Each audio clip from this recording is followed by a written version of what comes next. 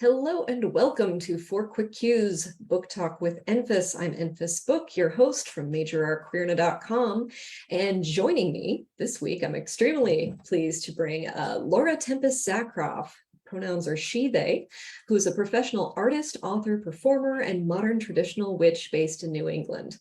Laura is the author of the best-selling Llewellyn books Weave the Liminal, Sigil Witchery, and Anatomy of a Witch, as well as the Liminal Spirits Oracle, both artist and author, The Witch's Cauldron, and co-author of The Witch's Altar with Jason Mankey. Laura edited the New Eradia, Witch's Handbook to Magical Resistance by Revelor Press, and she's a creative force behind several community events and teaches workshops online and worldwide. And I constantly wonder when you actually sleep. Everyone, welcome Laura Tempest Zakroff. So glad to be here. And no, it's nighttime and naps. Naps are very good. Naps are very important. Awesome. Well, I'm so pleased to have you here today. I had the pleasure of hanging out with you a few weeks ago in Rhode Island, which was super fun, and got to do the Witches Night Out Market. Was super cool. And if anyone is around Providence and you haven't checked that out, definitely check that out. It was super fun. Yes. And that the next one's happening or is this month or next month? Oh my God, it's Friday. Friday. Oh, okay. So yeah. Yeah, we have two more. We have this Friday, the 16th, and then October 21st is the last big one. It's the really big one of the year, of course, because everyone goes like, oh my God, it's October. Like, we're here all year round, y'all. Nice. Awesome. Yeah, it had what, 80 some vendors or something there? Yeah, I think we have like 100 readers, vendors, artisans. I think it's even more than that for the next two markets. It's insane. That's amazing. Like for a monthly event, that's absolutely phenomenal, especially. So awesome. All right. So the shtick is this dice is going to interview you by choosing the questions that I will be asking. Tonight we have this lovely rainbow metallic dice. And as we talked about before, I asked my guests to please name the dice for the purposes of the evening. This name is not permanent. It only lasts for the duration of the show. What would you like to name the dice today? I feel like the dice wants to be known as Gerald. Gerald is an excellent dice name. Thank you. All right, Gerald, let's get this show on the road and ask you some questions and see what the dice have to say. All right, first question is 11. How did you get started writing? So both my parents were originally journalists, very creative folks, and teachers, instructional designers, things like that. And so I was very much surrounded by books growing up, and was in a literary magazine in high school, was the editor of literary magazine. So that kicked it off. And then when I went to college, I ran into someone who was producing a pagan publication. And then suddenly I was an editor of Crescent Magazine, which was a philosophy, pagan philosophy, art, belief, all of that. And of course, at that time too, in the late 90s, early O's, like, I'm going to write a book, which didn't happen then. But so I've always been writing in, whether it's been in creative means or instructional, keeping a blog for all these years too, of different things, whether it's art or dance or witchcraft. Awesome. Yeah, you're I don't know if you're a triple, quadruple, quintuple threat, like you've got writing, teaching, visual art, like all of that just on lock, which is forever impressive, and I am glad that the world has you because you're awesome at all of it. So nobody expect me to sing, and they'll be fine. It's fair not my job.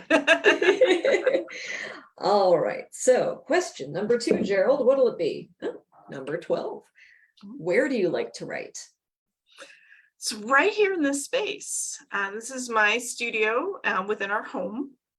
So both my partner and I work from home, the musician in the basement. and up here, this is where I make art. This is where I write, have my computer set up. And but I think my favorite place to write, if I could actually do this, is I always get hit with things right like when I'm taking a shower or a bath. Like, I would write so many more books if I could just download from my brain what happens in the shower. I think it'd be up to like 20 books by now. Even those like waterproof memo boards or something that you could just Right. hang up It's like, there. did someone get this down? And you can't record it. It just doesn't work the same way. It's also that like space as you just fall asleep. You're like, I'm tired. I couldn't write a single more thing. You close your eyes. There's like 6 more ideas for your next book. Like, shit. Yeah. So I like it to happen in this space, but it definitely comes knocking the door in the other spaces too. I have a very active Google Keep app on my phone of just like, oh crap, here's the thing I need to write down immediately. But of course, I can't do that in the shower. So I feel you. All right, 2 down. Gerald, what do you have in store next? Ooh, Sweet 16 for this is our 16th episode. Oh. What are your favorite things to teach in a workshop, classroom, or conference setting? Oh gosh. Oh, I love teaching in general. Just love seeing people excited about new ideas and how they can incorporate them.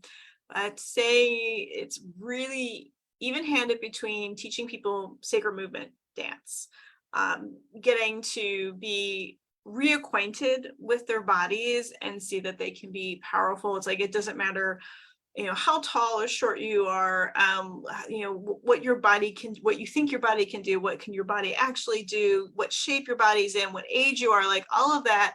There is a way for you to move, and there's a way for you to channel that energy through, use it for magic, because your body is your most immediate powerful magical tool. It's your most powerful magical. There it is. That's this right here. So I love seeing people realize that they can move without pain, that they can, that they actually can dance, because people get a very closed, pristine idea of what dance is supposed to be and choreography, and you're supposed to look like this is what a dancer looks like. If you're a human being, you're a dancer. Like this is how we are. So that gets me so happy and so excited to see. But I also love people rediscovering art, the visual arts, because with the same thing, like that very narrow idea of what a dancer looks like, we also have a very exclusive elitist view of what an artist looks like. That art belongs up here, right over there. Those people, artists.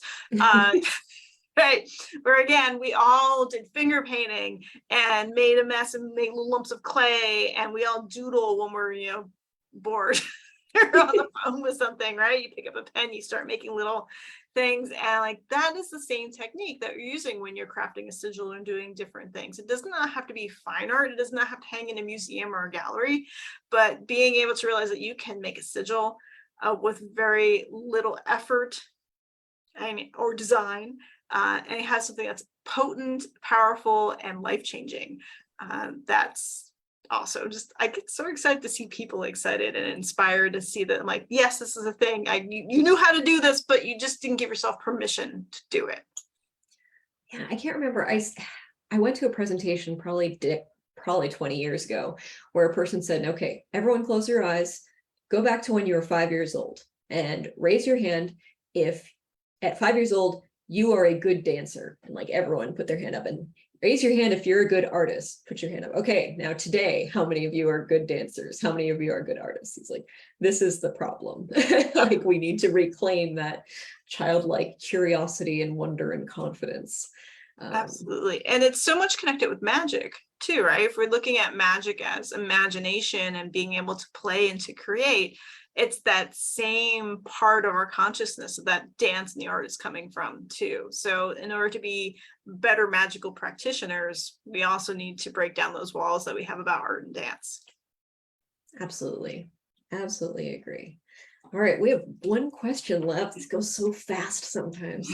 But for those of you who may be watching live on Facebook, you are welcome to drop a question into the comments, into the chat, and I will be asking Laura those questions in just a couple of minutes. But first, Gerald's last thing to say, to ask.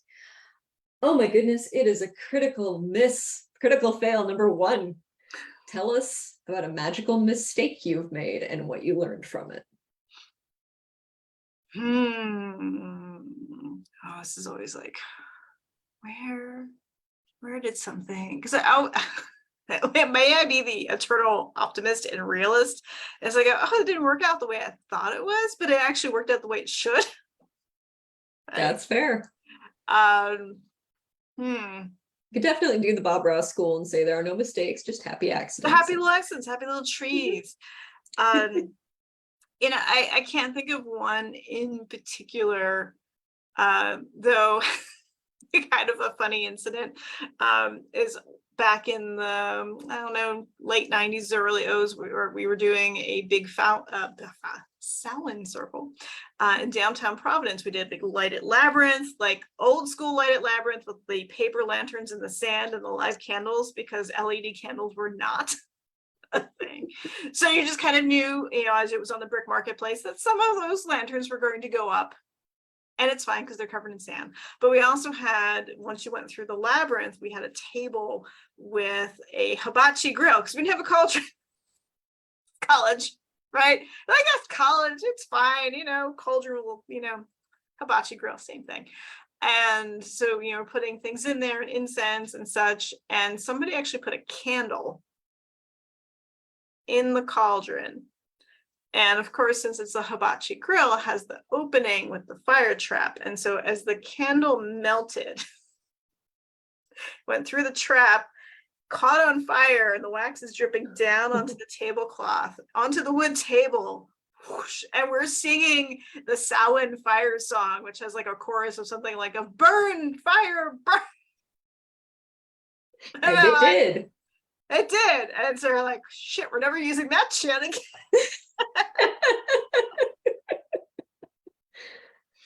Oh boy. Yeah, I had a similar experience with burning leftover candle stubs in a fire pit that was on someone's brand new patio, and didn't think about there are holes underneath the metal fire pit that will then drip all that wax onto this brand new patio. So yeah, I feel you on that one.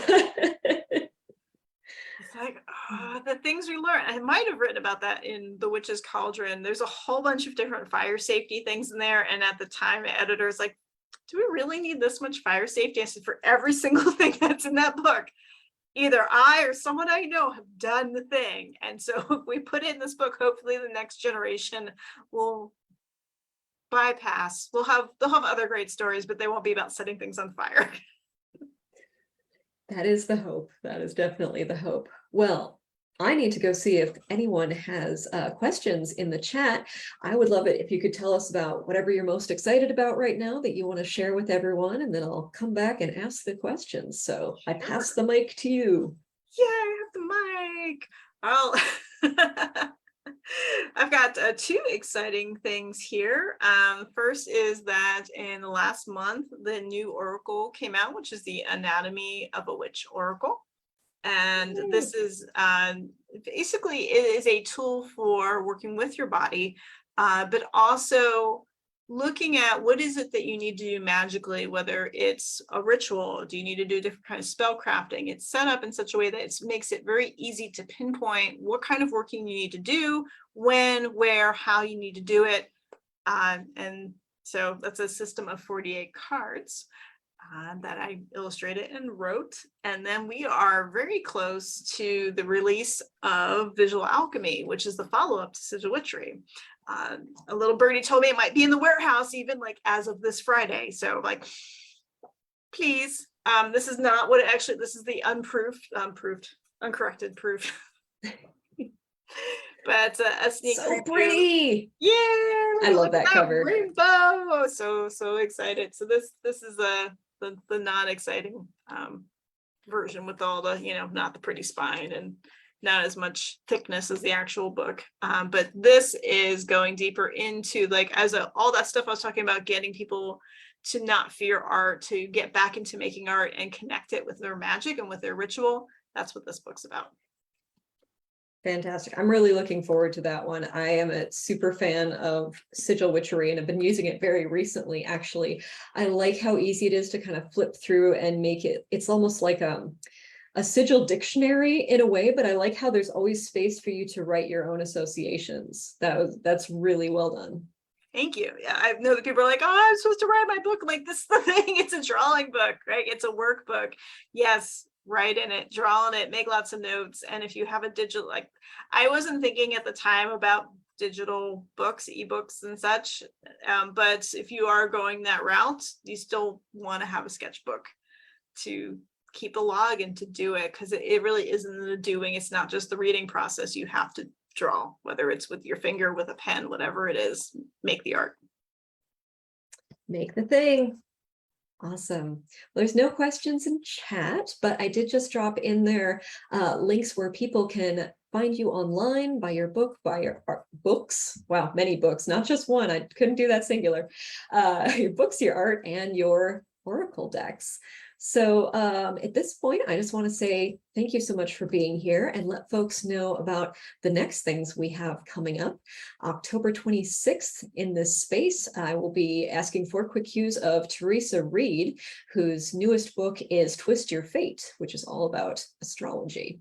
October 19th, Mortellus is going to be here, who has a new book coming out on necromancy. And then November 2nd, Ariana Serpentine, who has a book coming out called Sacred Gender, which of course I'm super excited about. I'm excited about all of them, but that's one I went like as soon as I heard it was coming out. So awesome. Well, thank you so much, Laura, and thank you to everyone who is watching both on Facebook and later on YouTube. I hope everyone has a fantastic rest of the day. Oh, thank you so much. Have a wonderful evening. Bye, everybody.